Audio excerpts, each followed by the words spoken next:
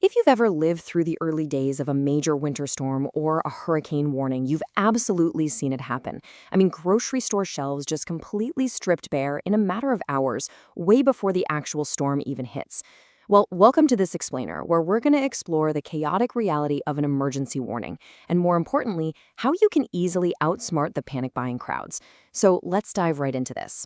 We'll look at exactly what happens when the forecast turns grim, and how just a few super simple shifts in your habits can keep you far, far away from those frantic grocery store lines.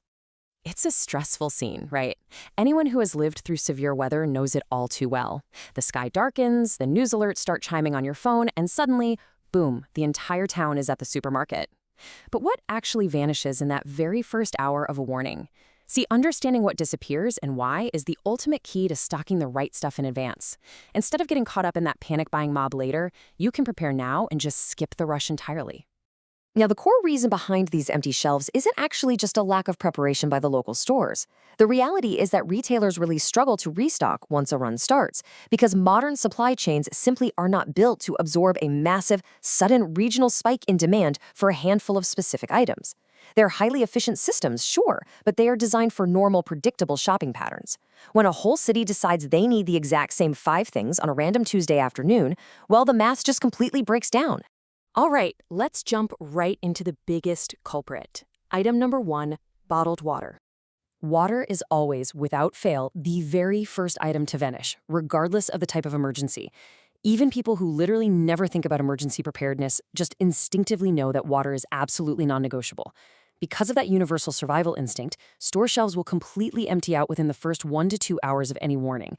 Honestly, if you wait for the official storm watch to be announced on the evening news, you are already way too late. And this right here is the true difference between reacting and preparing. Instead of, fighting someone in aisle 4 over a dented jug of distilled water, imagine just watching the news from your couch, knowing you already have a couple of cases stashed away. By storing a modest, periodically refreshed reserve, like a case or 2 per household member, well before a storm is even forecasted, you skip the madness entirely. This is absolutely crucial in regions that see frequent storm warnings, where this exact same panic buying pattern repeats itself like clockwork, several times a year. Moving right along, item number 2, bread and milk.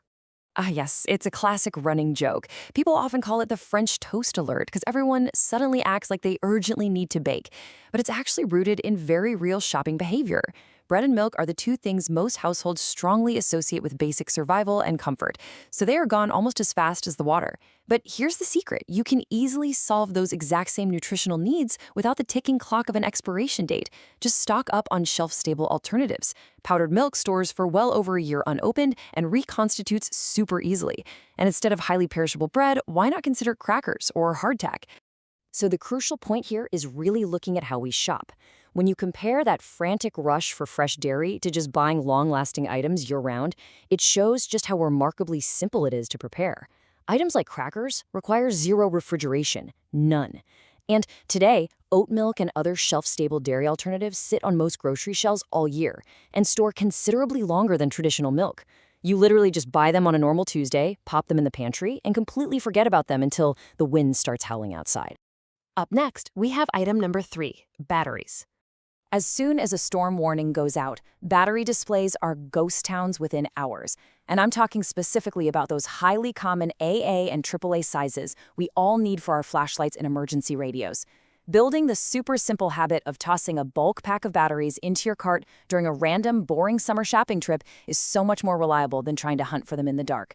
It is truly one of the simplest preparedness habits you can build into your normal, everyday routine.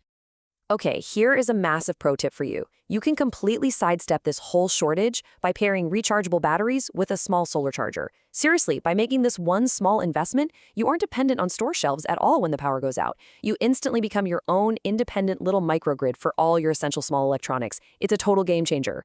Our 4th item leads to arguably the most frustrating lines of all. Item number 4, gasoline.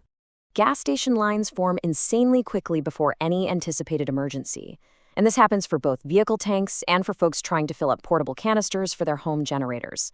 But if you just commit to the incredibly simple rule of keeping your vehicle's tank at least half full at all times, rather than waiting until you're riding on fumes to fill up, you completely avoid this frantic scramble.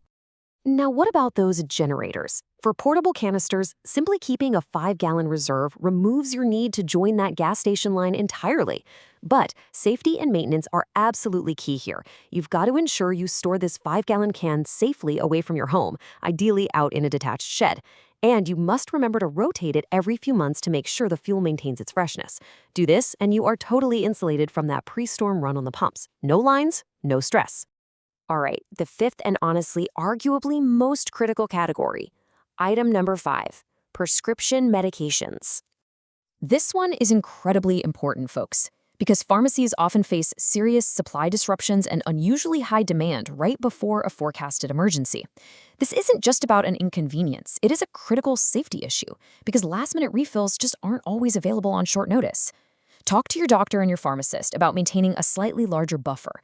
Specifically, ask them about switching from a standard 30-day refill cycle to a 90-day supply option, if your insurance and local regulations allow for it. That step alone removes most of the scramble. Also, definitely utilize automatic refill reminders so you are never caught just a few days away from running out right as storm season approaches.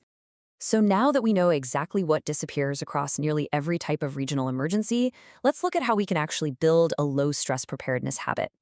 The pattern we've seen today is remarkably consistent, right? Water, bread and milk, batteries, gasoline, and medication. They always go first. But by following a simple 3-step process during the calm periods, you build a modest reserve effortlessly. Step 1, set a recurring reminder on your calendar for every few months. Step 2, just check these 5 specific categories in your house.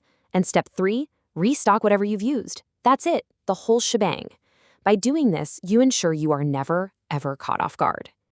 As we wrap up this explainer, I really want to leave you with one vital, maybe a little provocative thought to consider about your own household habits. Building a modest reserve during those calm, sunny days literally changes everything when the skies turn gray. So you've got to ask yourself, when that next forecast turns ugly and the warnings start flashing on the TV, which empty aisle will you be standing in? Or will you be at home, already prepared? Thanks so much for joining me for this explainer, and stay safe out there.